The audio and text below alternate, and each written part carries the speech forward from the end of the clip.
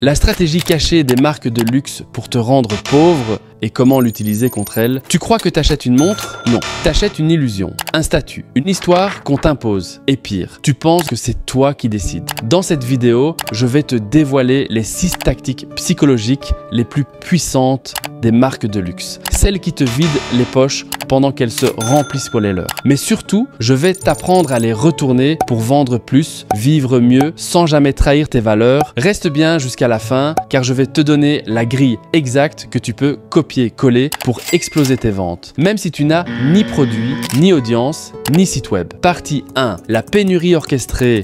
Hermès, Louis Vuitton, etc. Tu veux une Birkin? Prévois 3 ans d'attente, sauf que elle est en stock. Toujours, partout. C'est ce qu'on appelle la pénurie scénarisée. On te fait croire que tu ne peux pas acheter. Résultat, tu veux acheter encore plus. Prends ton offre actuelle. Crée un élément rare ou un critère de sélection. Exemple, seulement 7 places par mois ou réservé à ceux qui ont fini ce test. Partie 2, le flou stratégique, Prada. Pas de prix, pas de nom, tu dois tout demander au vendeur et tu te sens petit, perdu, fragile. C'est de l'asymétrie d'information. Quand l'autre a tout le pouvoir, tu acceptes tout, même des prix délirants. Reprends ton tunnel de vente, supprime 30% des infos visibles et propose plutôt un appel découverte ou un quiz express. Tu n'es pas là pour informer, tu es là pour captiver. Partie 3, l'autorité par mimétisme, Van Cleef Rolex. Le vendeur ne te parle pas du produit, il te parle de qui le porte. Drake, LeBron, Kardashian. C'est le réflexe tribal. L'humain veut appartenir, donc il copie ceux qu'il admire. Même inconsciemment, note 3 profils qui représentent ton client idéal.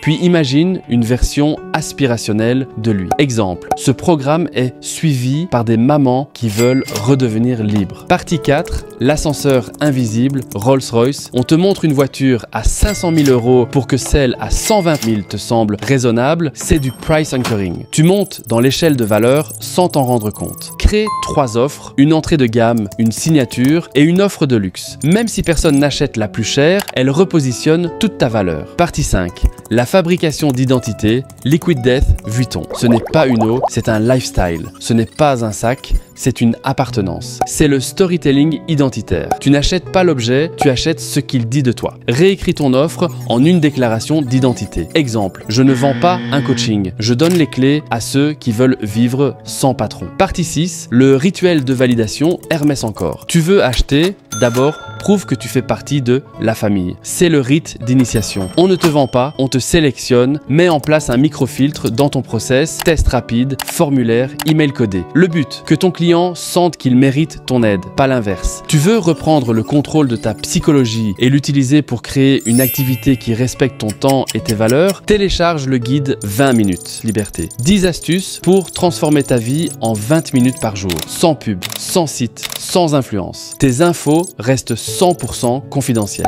Tu pensais que tu achetais une montre? Non, tu achetais une illusion. Mais maintenant, tu connais les mécanismes. Tu peux les retourner, tu peux vendre éthique, tu peux construire ton indépendance. Et toi, quelle est la dernière chose que tu as achetée juste pour paraître? Dis-le moi en commentaire. Et abonne-toi si tu veux chaque jour recevoir tes 20 minutes de liberté. C'était Kevin Palombo.